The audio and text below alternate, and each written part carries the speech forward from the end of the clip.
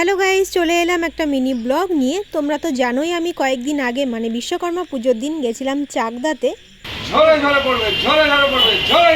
তোমরা দেখে নিশ্চয়ই বুঝতে পেরেছো যে আমি কোথায় গেছিলাম। তাও বলে দিচ্ছি, আমরা গেছিলাম ভাইরাল সেই চাকদার একান্ত আপন রেস্টুরেন্টে।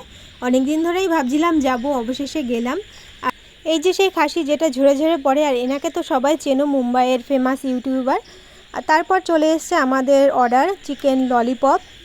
একটা ব্লু লাগুন নিয়েছিলাম, তো সেটাও দিয়ে গেল। আর অর্ডার করেছিলাম মাটন বিরিয়ানি। আর এই সব কিছুর প্রাইস আমার বড় ভিডিওতে ফুল ডিটেলসে দেওয়া আছে।